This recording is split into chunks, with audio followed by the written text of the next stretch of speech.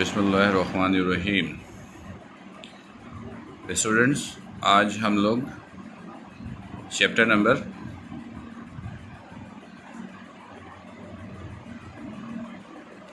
5 के पहले topic torque पे डिस्कशन करेंगे। टॉर्क आप लोगों ने कहा किसे? टॉर्क जब आप लोगों ने स्टडी किया तो टॉर्क आपने टर्निंग इफेक्ट को कहा।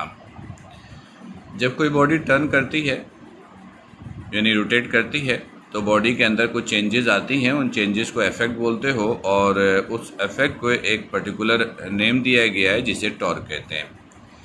तो टॉर्क की एक डेफिनेशन तो हो गई, turning effect in a body is called torque.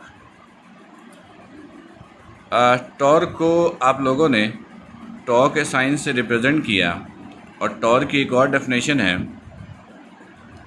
Torque is the cross product between applied force and momentum. और टॉर्क को अगर आप प्रेजेंट करेंगे यानी क्रॉस को हटाएंगे तो एक फॉर्मूला तो ये बन गया RF साइन थीटा, साथ में यूनिट वेक्टर। स्टूडेंट्स याद रखिएगा कि जब टॉर्क बॉडी में प्रोड्यूस होता है तो फोर्स और मोमेंट आर्म के दरमियान बनने वाला एंगल हमेशा 90 डिग्री होता है। तो अगर थीटा 90 डिग्री है और टॉर्क को एज अ मैग्नीट्यूड लिखें यानी बगैर डायरेक्शन के लिखें तो ये फॉर्मूला बन जाता है RF का, यानी साइन 91 हो जाता है और डायरेक्शन दोनों तरफ से निकाल देते हैं। तो टॉर्क का एक फॉर्मूला ये आ गया, force into moment arm. R is the moment arm. अच्छा, मोमेंट आर्म क्या होता है कि जब कोई बॉडी टर्न करती है तो जिस पॉइंट या लाइन के अराउंड टर्न करती है उस पॉइंट को कहते हैं axis of rotation, axis of rotation. और जिस पॉइंट पर फोर्स अप्लाई करते हो उस पॉइंट और एक्सिस ऑफ रोटेशंस के दरमियान जो परपेंडिकुलर डिस्टेंस होता है उसे हम लोग कहते हैं मोमेंट आर्म। जैसे फॉर एग्जांपल ये आपके पास एक डोर है और यहाँ से ये है, ये डोर यूं मूव कर रहा है। तो ये जो लाइन है, ये लाइन, इस लाइन को हम कहेंगे एक्सिस ऑफ रोटेशन। और फर्स्ट कीजिए फोर्स यहाँ पर अप्लाई हुई तो इस पॉइंट और इसके दरमियानी जो डिस्टेंस है इसे कहते हैं मोमेंट आर्म। तो अच्छा, मोमेंट टॉर्क का जो यूनिट होता है वो याद रखिएगा, यूनिट होता है न्यूटन मीटर, न्यूटन मीटर, और इसको आप जूल नहीं लिख सकते हैं। तो एक MCQ नॉर्मली यहाँ से इस तरह पूछा जाता है कि आपके पास एक डोर है और उस पर फोर्स अप्लाई हुई है, applying force is 100 newton and door is 2 metre wide. तो आपसे हम टॉर्क पूछ लेते हैं। तो याद रखिएगा डोर की जो विड्थ है, चौड़ाई है, ये एक्चुअल में मोमेंट आर्म को रिप्रेजेंट करता है।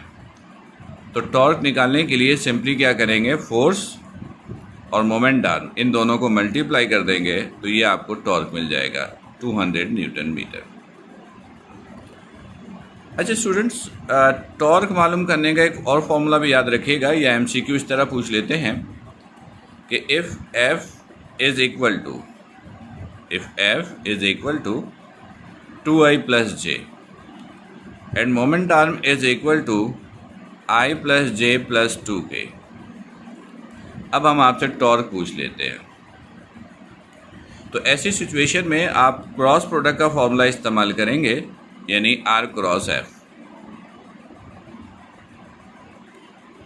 और टॉर्क इक्वल हो जाएगा।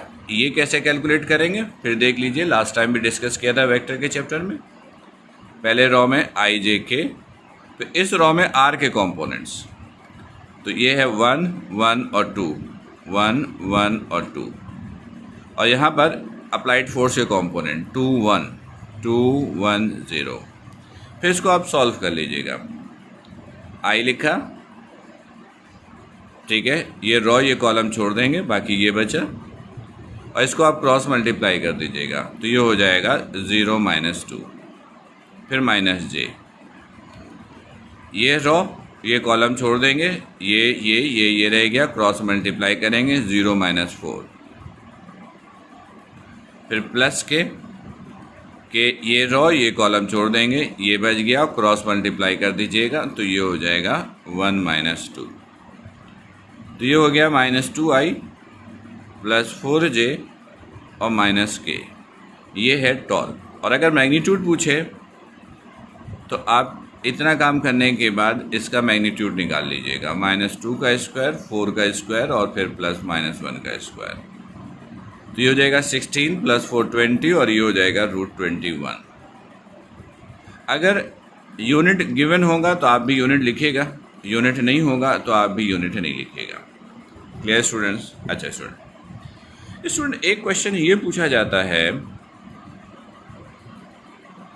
कि बताइए टॉर्क की डायरेक्शन क्या होती है? टॉर्क की डायरेक्शन क्या होती है? तो याद रखिएगा स्टूडेंट्स, टॉर्क की डायरेक्शन हमेशा towards centre of the circle होता है, टूवर्ड्स सेंटर ऑफ सर्कल होता है, सेंटर ऑफ सर्कल होता है। मतलब टॉर्क का मतलब होता है टर्निंग इफेक्ट, टॉर्क का मतलब है टर्निंग इफेक्ट। जब बॉडी टर्न करती है तो वो सर्कुलर मोशन की एग्जांपल है। तो वो जो सर्कल बनता है उस सर्कल के सेंटर की तरफ जो डायरेक्शन होगी वो टॉर्क की डायरेक्शन होगी। और अगर हम आपसे पूछें कि बताइए वो डायरेक्शन आपने मालूम कैसे की, तो याद देखिएगा स्टूडेंट, वो डायरेक्शन डिटरमाइन होती हैं बाय राइट हैंड रूल से। अब राइट हैंड रूल कैसे यूज़ होता है, क्या होता है, ये एप्टीट्यूड एग्जाम्स में नहीं पूछा जाएगा। बस आप याद रखिएगा कि टॉर्क की डायरेक्शन जो डिटरमाइन होती हैं वो राइट हैंड रूल के ज़रिए होती है। ठीक स्टूडेंट्स, अब याद रखिएगा कि टॉर्क प्रोड्यूस करने के लिए बिल्कुल ज़रूरी नहीं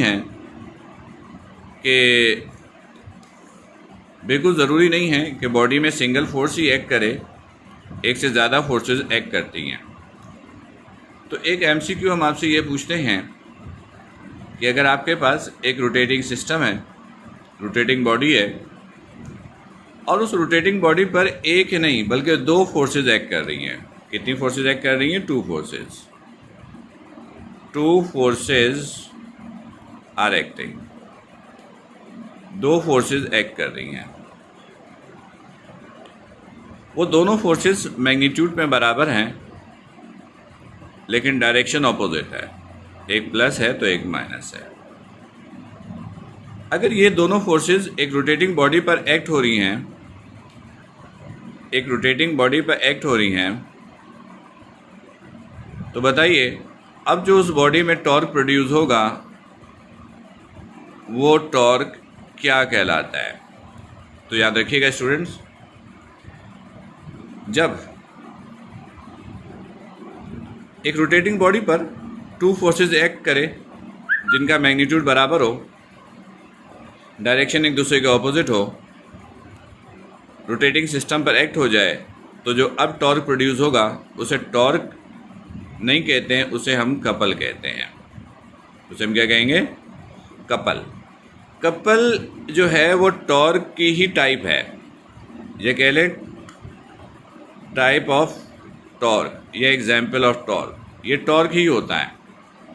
लेकिन कपल का मतलब होता है कि 2 फोर्सेस की मदद से टॉर्क का जनरेट होना जिनका मैग्नीट्यूड आपस में इक्वल हो लेकिन डायरेक्शन एक दूसरे के ऑपोजिट हो, तभी प्रोड्यूस होने वाला टॉर्क कपल कहलाएगा। अदरवाइज आप कपल का वर्ड इस्तेमाल नहीं कर सकते हैं। अच्छा, अब अगर कपल प्रोड्यूस हो रहा है तो फोर्स कितनी लग रही है? 2, यानी F1 और F2। ये दोनों आपस में बराबर है, डायरेक्शन ऑपोजिट है, एक प्लस है तो दूसरा माइनस है। इन फोर्सेस को अगर आप F कह दो तो इन फोर्सेस को अब आप क्या कॉल करोगे? इसे आप कॉल करते हो फोर्स ऑफ कपल। अब आप इनको सिर्फ फोर्स मत कहिए, अब आप इनको कहिए फोर्स ऑफ कपल। यानी अगर हम ये कहें कि you have force of couple, तो इसका मतलब है कि ये एक ऐसी फोर्स है जो टू फोर्सेस को रिप्रेजेंट कर रही हैं जिनका मैग्नीट्यूड आपस में बराबर है लेकिन डायरेक्शन एक दूसरे के ऑपोजिट है। अब फोर्सेस दो हैं तो मोमेंट आर्म भी दो होंगी। एक मोमेंट आर्म ले लीजिए R1 और दूसरा ले लीजिए R2। मोमेंट आर्म का जो डिफरेंस होता है, मोमेंट आर्म का जो डिफरेंस होगा उसे हम लोग कहते हैं moment of couple. Moment of couple, moment of couple. Students, और अगर हम आपसे ये कहें कि कपल का फॉर्मूला बता दीजिए, तो स्टूडेंट्स याद रखिएगा कपल का फॉर्मूला भी यही होता है जो कि टॉर्क का है। मैं इसको D और F कंसीडर कर लूँ। अगर यहाँ पर आप कपल लिख रहे हो तो इसका मतलब है कि ये F फोर्स ऑफ कपल है और D जो है ये मोमेंट ऑफ कपल है। यानी आप इसको सिंपल फोर्स और मोमेंट आर्म का नाम नहीं दे सकते हो। Clear students? स्टूडेंट्स एक बात याद रखिएगा, हर वो बॉडी जो सर्कल में मूव कर रहा हो, ठीक है, ये कंफर्म होता है कि उस बॉडी में टॉर्क प्रोड्यूस हो रही है। जैसे फैन है, अर्थ है, इलेक्ट्रॉन है, इन सब की मोशन रोटेटरी है, सर्कुलर है। तो इन तमाम बॉडी में टॉर्क प्रोड्यूस हो रही होगी और वो टॉर्क की इन्फॉर्मेशन ये हमने आपको दी। स्टूडेंट्स ये याद रखिएगा कि टॉर्क से रिलेटेड अगर MCQ पेपर में बनते हैं तो नॉर्मली इन्फॉर्मेशन टाइप के MCQs बनते हैं और न्यूमेरिकल टाइप के MCQs बनेंगे। तो ये कुछ MCQs जो मैंने इधर दिए हैं बस इसी तरह के MCQs बनते हैं numerical type. Otherwise normally torque से रिलेटेड जो है वो इन्फॉर्मेशन टाइप के ही MCQs बनते हैं। Clear students? ठीक है स्टूडेंट्स, आते हैं ज़रा अगले टॉपिक पर। उसके लिए ज़रा अगला सेगमेंट देखिएगा।